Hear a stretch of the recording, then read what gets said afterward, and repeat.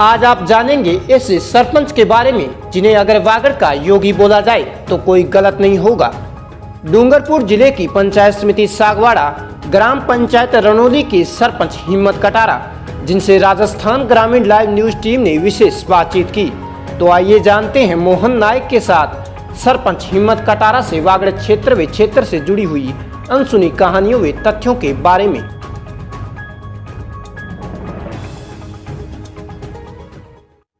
नमस्कार, मैं हूं मोहन नायक और आप देख रहे हैं राजस्थान ग्रामीण लाइव। आज हम पहुंचे हैं डूंगरपुर जिले की पंचायत समिति सागवाड़ा और सागवाड़ा की ग्राम पंचायत रनौली और रनौली के सरपंच है हिम्मत जी कटारा।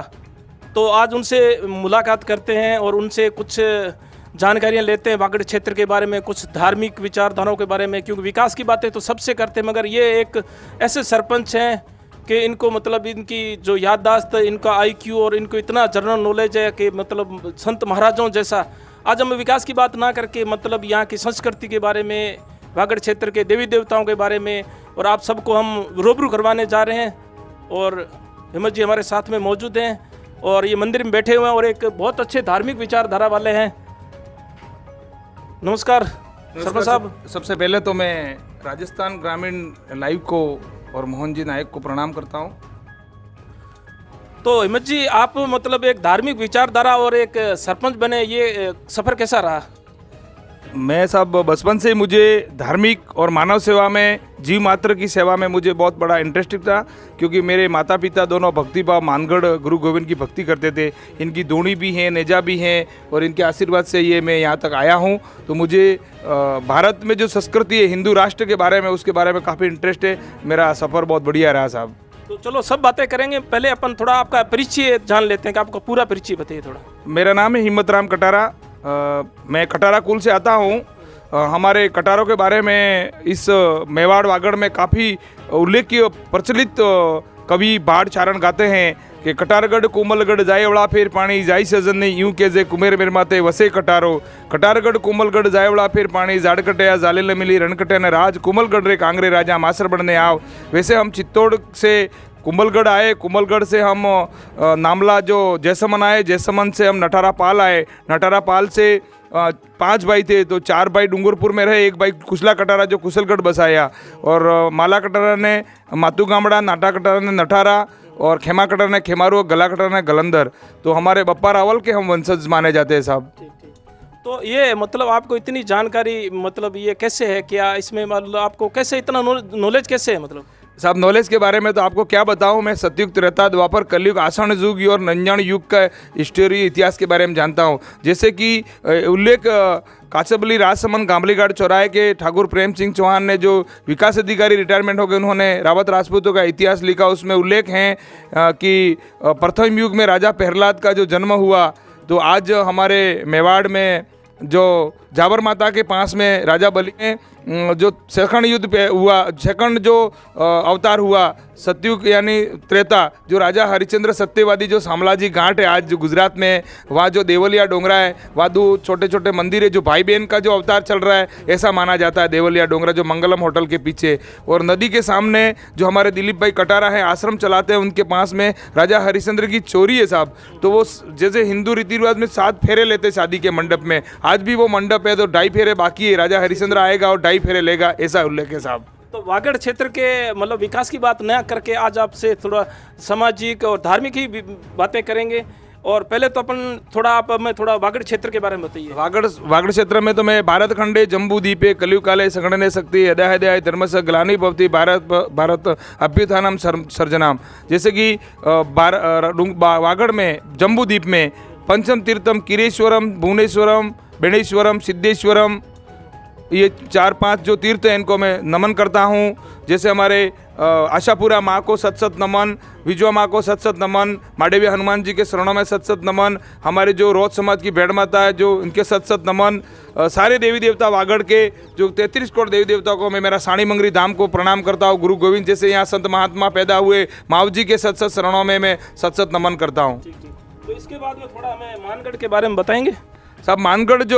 मानगढ़ धाम है जो गुरु गोविंद का अवतार हुआ, बासिया में बंजारे के परिवार में इन्होंने रौत समाज में आके भक्ति का अलग जगाया। जैसे पहले भील आदिवासी समाज को सर नाना धोना नहीं करते थे, खान पान में आचार विचार नहीं रखते थे साहब, ये मांस मदिरा खाते थे, गाजा अफीम। तो इन्होंने गुरु गोविंद ने ये ऐसी अलग जगाई कि रेणी और खाणी, वाणी और पेणी, रोटी और बेटी, मतलब 24 बंदे कायम रखना, चोरी नहीं करना, झूठ नहीं बोलना, नाना सेवा करना, पूजा करना, धोनी चांद सूरज को सेवा करना, धरती माँ को सेवा करना, गणपति को सेवा करना, शिव जी आराध्य करना। ऐसे आदिवासी में जन जागृति आई और ये लोग नहाने धोने लगे, मांस मदिरा का सेवन न करते हुए भक्ति में आए और धोनी की इन्होंने शिक्षा का अलग जगाई गुरु गोविंद ने। तो इसके बाद में अपने आदिवासियों का जैसे हरिद्वार कहा जाए, जैसे बाणेश्वर, तो बाणेश्वर के बारे में थोड़ा बताएंगे साहब। बाणेश्वर के बारे में राजा बलि, जो राजा बलि का जो वामन अवतार लेके भगवान विष्णु जी ने अवतार लेके 3 पैर जमीन मांगी, तो राजा सत मत सोड़ साहिबा सत सोड़े पद जाए, प्रेम की बंदगी फिर आए मिलेगी, ये राजा हरिश्चंद्र का वाक्य है। ठीक है। इसके बाद में राजा बलि का आता है। राजा बलि का ऐसा है कि राजा बलि इतना दानी था कि वो जमीन पे 1.25 सेर सोना दान नहीं करता, तो वो जमीन पे पैर नहीं रखता। तो इस पे चल हुआ तो 33 करोड़ देवी देवताओं ने ये भगवान विष्णु से स्तुति की कि हे राजन, के मर्त्युक लोक में जो दानी, जो महादानवों का जो राजा बलि है, अगर वो 100वां यज्ञ यानी 100 यज्ञ पूरा कर लेगा तो तीनों लोग उसके अधिपति हो जाएंगे।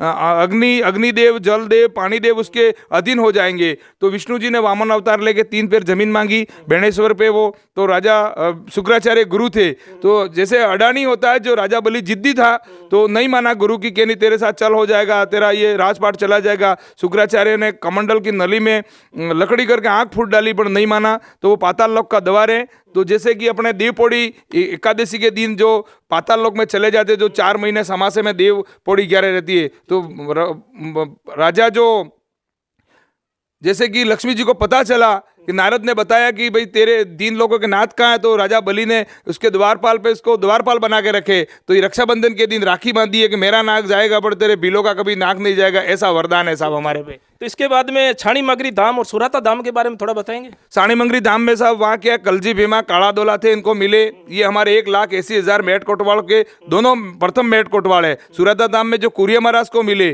तो जब बेणेश्वर पे मावजी महाराज ने लिखा है, पढ़िए पानी बेसाएगा, वना रोड़े गाड़ी चलेगा, दूरी दीवा बढ़ेगा, भाई भाई भालड़ी रमेगा। तो आज कलयुग में ऐसा हो रहा है। तो दिल्ली में तो डंको पड़ेगा, 12 मन ढोल 13 मन खिमड़ी, ऐसी भविष्यवाणी। हिंदी में मैं इसका उल्लेख करता हूँ कि जैसे कि आज जो आधुनिक युग में जो टेक्नोलॉजी आ गई, जो लाइट चल रही है, कंप्यूटर चल रहा है, वो सब मावजी महाराज की भविष्यवाणी थी साहब। तो मावजी महाराज के बारे में बताएंगे थोड़ा।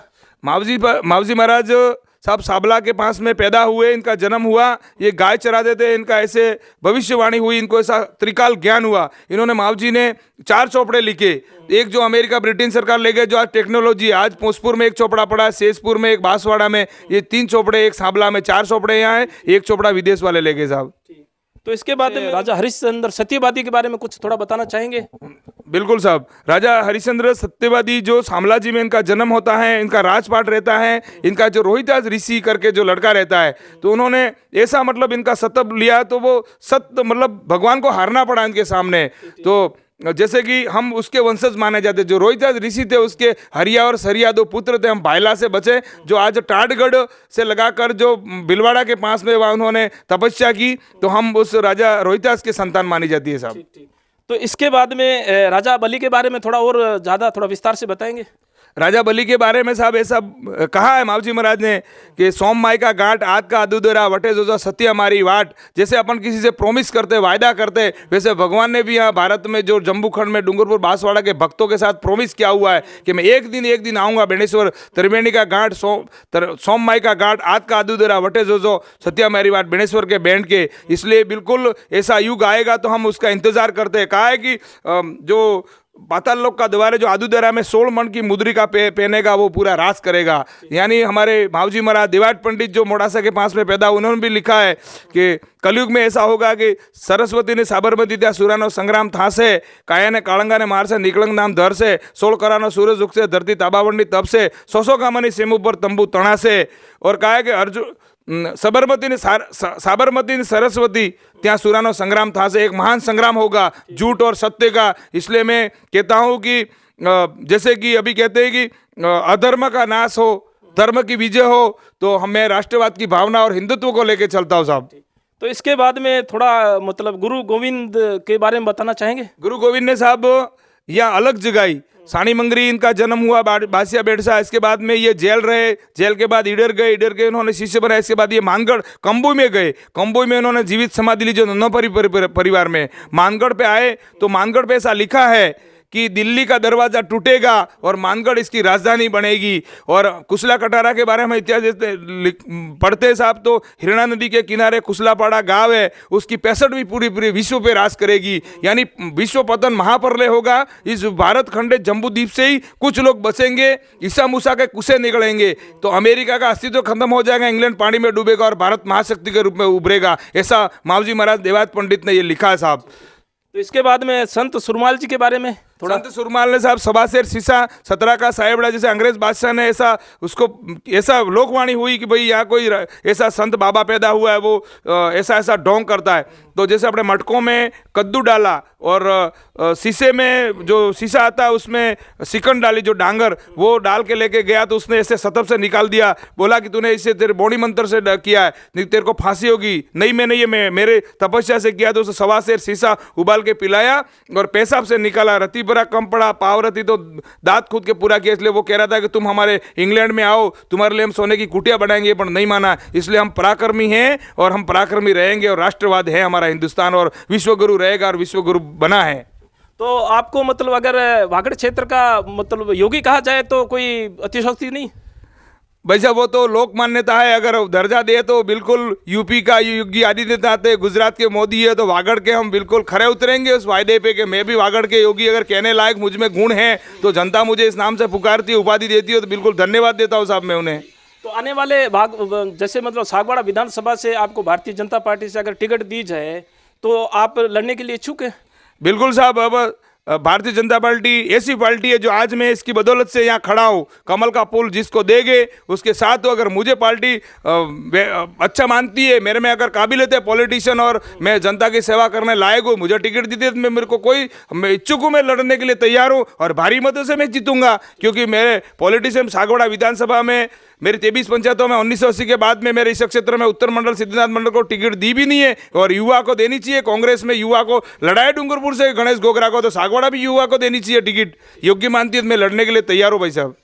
तो वागड़ क्षेत्र में बहुत सारे क्षेत्र में सरपंच मिलते हैं, विकास की बातें होती है, मगर इनसे कुछ मतलब जी कटारा से मिलकर ऐसा लगा है कि मतलब इतना ज्ञान प्रचार जो सरपंचों में बहुत कम देखने को मिलता है। तो इसके बाद में आप वागड़ प्रदेशवासियों को क्या मतलब संदेश देना चाहेंगे? वागड़ प्रदेशवासियों को मैं नववर्ष 2022 अभी भी चल रहा है, जनवरी, मिलकर रहे, राष्ट्र के साथ चले और राष्ट्रवाद की भावनाओं को लेकर चले, मानवता के साथ चले। जैसे आज कोरोना बीमारी आ रही है, मावजी महाराज ने लिखा है, घना मर से रोग ठगी, घना रपटे से, घना खड़क से, घना सहार से। इसका मतलब होता है घने लोहे गाड़ी घोड़े से मर जाएंगे, बारूद गोले से मर जाएंगे, बम से मर जाएंगे, रोग रपटे से मर जाए, ऐसी बीमारी कहीं पहले सपना बाढ़ डकाली उंदरिया भाई कई काला है। तो हिल मिल के रहना चाहिए, मानव मात्र की सेवा करनी चाहिए। मैं वागड़वासियों को ये संदेश देना चाहता हूँ, मानव मात्र की रक्षा करे, जीव मात्र पर दया करे, हिल मिलकर रहे, सरकार के भरोसे नहीं रहे, अपने भी बलबूते पे आत्मनिर्भर बन के सरकार का सहयोग करे, ये मैं संदेश देना चाहता हूं। तो अमित जी, हमें समय देने के लिए धन्यवाद। बिल्कुल साहब, आप मेरे गरीब घर के पधारे, इसके लिए मैं ग्राम पंचायत रणौली का मुखिया होने के नाते राजस्थान ग्रामीण जो लाइव है इसको स्वागत और अभिनंदन करता हूँ साहब। तो देखते रहिए राजस्थान ग्रामीण लाइव। अगर आप हमारा वीडियो पर फर्स्ट बार हैं तो हमारे चैनल को सब्सक्राइब कीजिए, जो भी हमारा नोटिफिकेशन है आप तक पहुंचता रहेगा। मेरे सहयोगी रामचंद्र सोनी के साथ मोहन नायक की रिपोर्ट।